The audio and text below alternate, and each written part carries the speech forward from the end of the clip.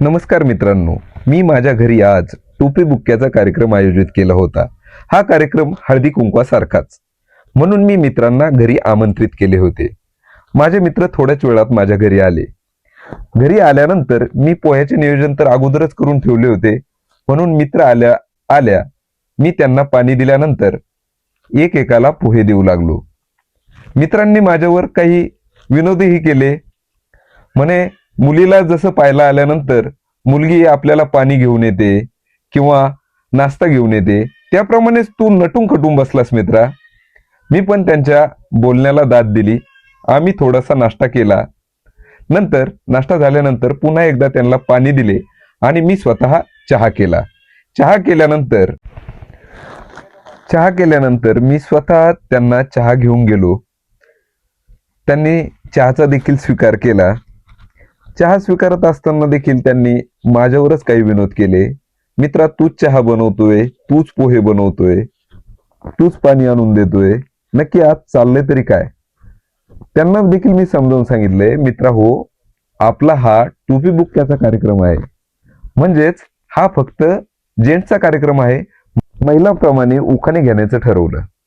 त्यात गाडे दादा, आंधळे दादा, भोसले दादा यांनी फक्त त्यांच्या मिसेसचे नाव घेतले. त्यांनी काय उखाणा घेतला नाही.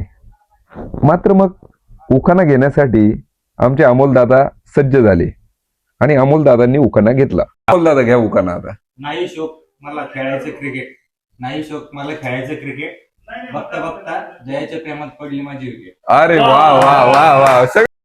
त्यानंतर आमचे तिडके दादा नाव घ्यायला सज्ज झाले. संसार म्हणजे दोन घरांना जोडणारा पूल. श्रद्धाच्या बोलक्या डोळ्यांनी घातली मला भूल. अरे वा. कोणा पाटील? मी भोसले सरांची वर्दी पाहिली. भोसले सर वेळ काढून आले, म्हणून आपण भोसले सरांच्या वर्दीवरच आपण एक उखाणा तयार. सर्वांनी आग्रह केला की दादा तुम्हीही नाव घ्यावा. बाटाचा बूट त्याला लावतो मी चेरीची पॉलिश. बाटाचा बूट त्याला लावतो मी चेरीची पॉलिश.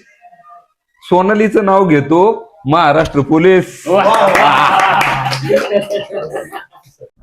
उखाण्याचा कार्यक्रम झाल्यानंतर आम्ही वळलो मुख्य कार्यक्रमाकडे. तो कार्यक्रम म्हणजे मित्रांना मी आणलेला बुक्का, टोपी आणि त्याचबरोबर महिला त्यांच्या हळदी कुंकवाच्या कार्यक्रमामध्ये जे वाण देतात, त्या वाणामध्ये मी पेन आणि कंगवा असं आणलं होतं. प्रथमतः भोसले साहेब यांना मी टोपी आणि बुक्का लावला आणि त्यांना वाण देखील दिले. त्यांनी देखील मला टोपी आणि बुक्का लावून माझं पण यथोचित स्वागत केलं. त्यानंतर तिडके दादा आले. असे एकामागून एक सर्व मित्रांना मी हे वाण देत राहिलो. सर्व मित्र हे वाण बघून खुश झाले, कारण त्यांनी देखील असा कार्यक्रम पहिल्याच वेळी केला होता. यापूर्वी त्यांनी असा कार्यक्रम केलाच नव्हता असं प्रत्येकाच्या बोलण्यातून येत होतं. ते म्हटले, असा कार्यक्रम दादा या अगोदर आम्ही तर नाही पाहिला. सर्वजण खुश होते.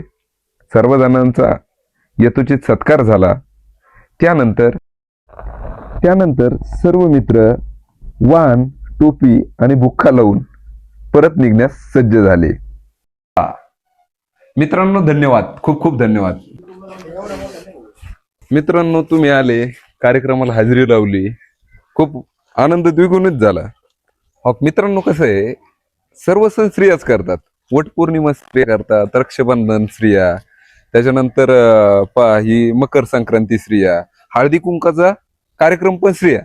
पण मला काय आठवलं, बाबा पुरुष काय एखादा कार्यक्रम करू शकत नाहीत का? म्हणून मी नवीन कल्पना ठरवली, बाबा टोपी बुक्क्याचा कार्यक्रम आपल्याला करायचा. आणि तुम्ही सर्वांनी उपस्थिती दाखवली. भोसले साहेबांनी तर ड्युटीवरून उपस्थिती दाखवली. निश्चित सगळेच असं आयोजित करतील कार्यक्रम. ऑल महाराष्ट्रातले लोक करतील.